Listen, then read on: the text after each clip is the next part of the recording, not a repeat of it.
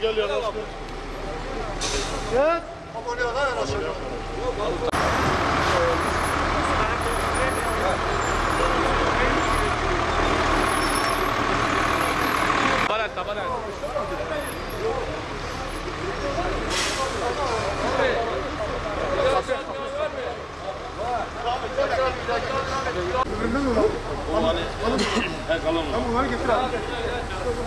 Bunu bekleyin ha.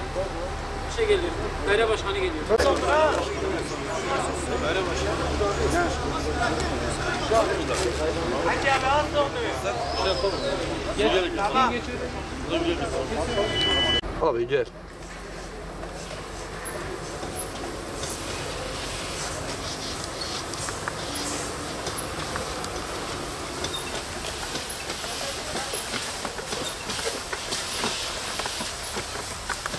İçeri gir abi ya. Versene gel abi.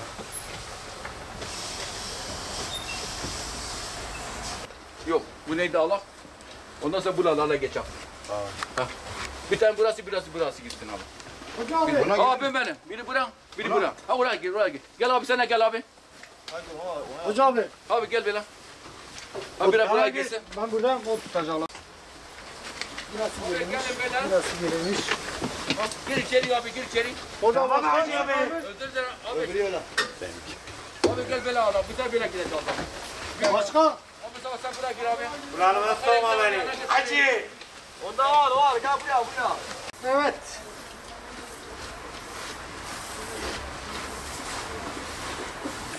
Aynen.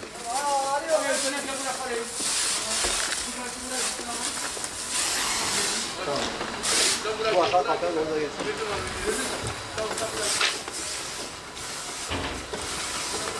Gir abi içeri. İçeri gir abi. Evet, siz bittisen.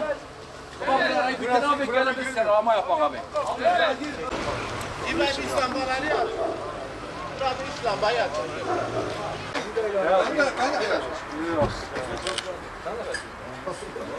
Nasıl paylaşsam?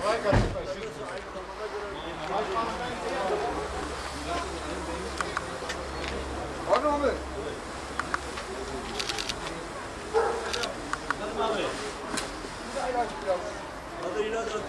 Lütfi abi. Sen üstten çıkar.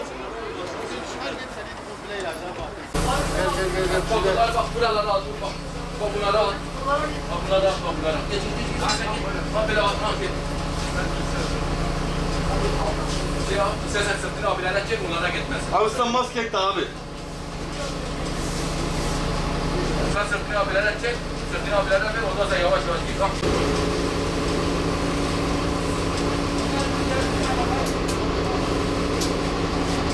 Bize dökme.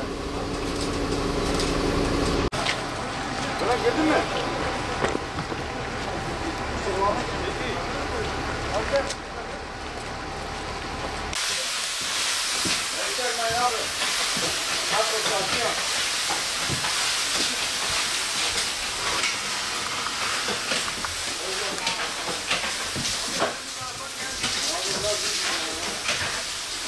Geri geleceğiz. Oralar kaldı.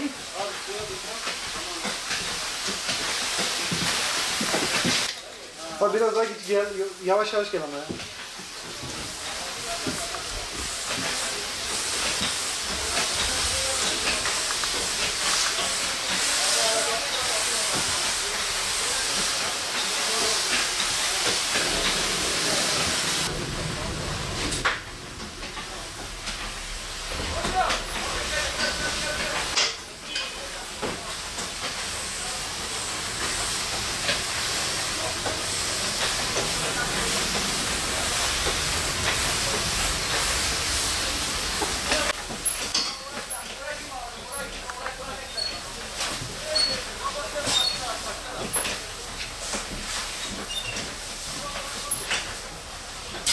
Bizler Diyarbakır Büyükşehir Belediyesi olarak Sayın Valimiz ve Belediye Başkan Vekilimiz Hasan Basri Güzeloğlu'nun talimatlarıyla daha önceden başladığımız dezenfeksiyon işlemlerini bugün itibariyle daha hız kazandırarak ilimizde bulunan havaalanı, camiler, kütüphaneler, toplu taşıma araçlarının tümü, kamu kurumları, taziye evleri, otogar, ilçe otogarları, alışveriş merkezleri, ilimizde bulunan yeşil alanların oluşturduğu parklar, çocuk oyun alanlarının tümünde salgın hastalıklara karşı dezenfeksiyon işlemini başlattık.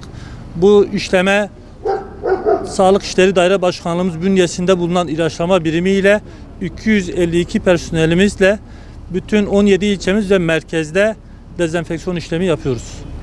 Diyarbakır halkına hizmet eden bütün toplu taşıma araçlarını, minibüsler, özel halk otobüsleri, Büyükşehir Belediyesi'nin bünyesinde bulunan otobüsler, taksiler ve özel aracı olup da bizden talepte bulunan bütün halkımızın ihtiyaçlarını karşılamaya çalışıyoruz. Sayın Valimizin bu konuda, belediye başkanımızın bu konudaki talimatları gereği bize başvuruda bulunan bütün kamu kurumları, sivil toplum kuruluşlarının da dezenfeksiyon işlemlerine yetişmeye çalışıyoruz. Okul servisleri ve okullarla ilgili İl Milli Eğitim Müdürümüzle koordinasyon halindeyiz. İlimizde bulunan 1700 okulun da ilaçlamasına ilişkin İl Milli Eğitim Müdürümüzle görüşmelerimiz devam ediyor. Yarın itibariyle Diyarbakır ilindeki okulların tümünde dezenfeksiyon işlemi eş zamanlı başlayıp her gün bu dezenfeksiyon işlemi biraz önce saymış olduğum bütün kurumlarda günlük değil, yaklaşık 15-20 gün bu salgın hastalıklar riskinin bulunduğu tüm zaman diliminde bu dezenfeksiyon işlemini gerçekleştireceğiz.